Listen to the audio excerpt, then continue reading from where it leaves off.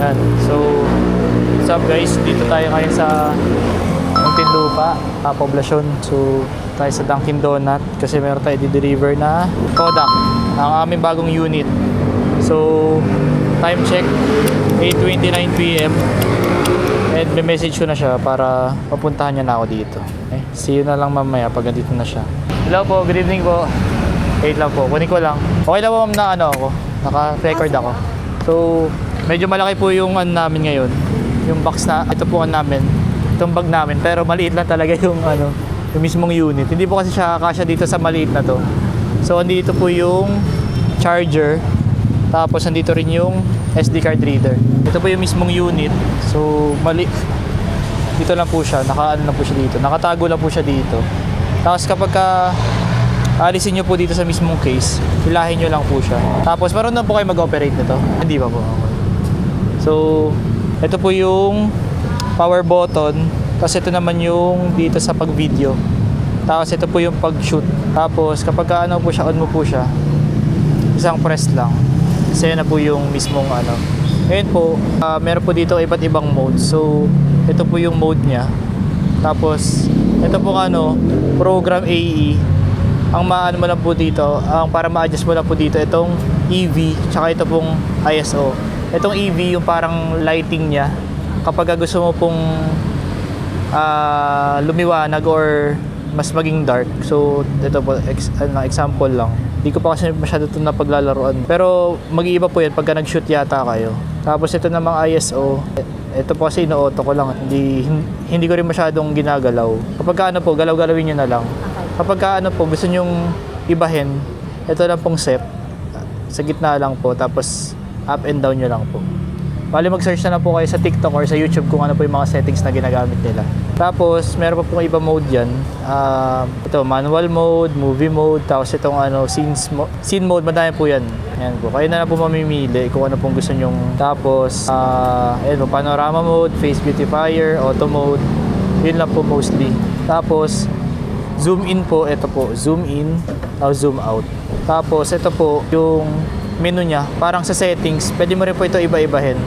Bali, ikaw na po bahala kung ano po yung gusto nyo po settings. Kasi po, single AF, HDR, cloudy. Ayan po, kayo na lang po mag-adjust nito. Tapos, ang po niya, kapag gusto po makita yung mga na-shoot mo, ito lang po. Kasi since wala pong picture ngayon, bali ko na lang po. Pakita ko na lang din na nag-ano siya. Paano pag may flash? Pa? Pag may flash? May flash? Po, may flash. So, hanapin nyo na po dito yung ano ko dito. Ito po, flash. Ito po, flash. So, kapag po, force flash nyo lang. Tapos, yan po, ganun. Medyo po siya, medyo malabo lang kasi siya kasi gumagalaw po yung object. Tsaka, ito po, dito po sa settings, aayusin mo po kasi yan. If may if meron ka pong gustong So, bali kapag magdi-delete ka po, ito lang pong ito po, button na to. Tapos, since nakatapat siya sa exit, dito po sa delete one. Tapos, okay mo lang po. Tapos, okay mo lang din po ulit. Kasi yun na po, madidelete na. Tapos, ang pag-off po ng unit, long press lang po dito. Or kahit isang press lang po pala. Pag-off na siya. Tapos, SD card po, nandito siya.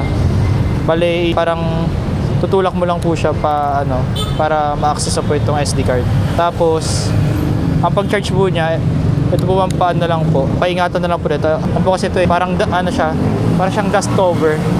Kapag i-charge siya po, alisin nyo na po ito. Kasi nyo na po, secure nyo na lang. Kahit doon sa case, pwede nyo po ilagay. Tapos kapag natapos nyo po i-charge, ibalik nyo na lang po ulit. Ipupush nyo lang po yan. Tapos ayan po, okay na po ulit siya. Para na po hindi pasukin ng kahit anong Tapos, ayun lang po yung sa mismong unit. May po kayo ma'am? Meron po kayong questions or Okay na po. Bali, pagbalik lang po ng unit din. Ganito lang po.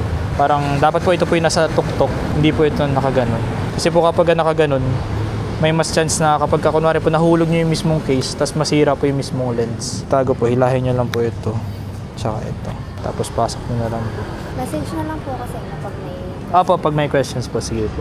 Bali, hintayin ko na lang po. Masasend nyo na po yung ngayon, di ba? Yung pong remaining na 500. Cash ka. Cash po, okay. Sige po. Bukas po, anong oras po? Kaya po, anong oras nyo po ba possible may Pwede mga gantong oras na. Oo, pwede naman po. Maaga. Sige po, mag-chat lang po kayo sa page kapag pwede na pong pick upin. Okay. Bale, ano na lang po, yun na lang pong remaining. Tsaka ano na po tayo, mag-picture na lang po tayo para ma-post po namin sa page po namin. Hawakan nyo na lang po ito. 1, 2, 3. Okay na po. Ayun na lang po. Thank you po. Thank you.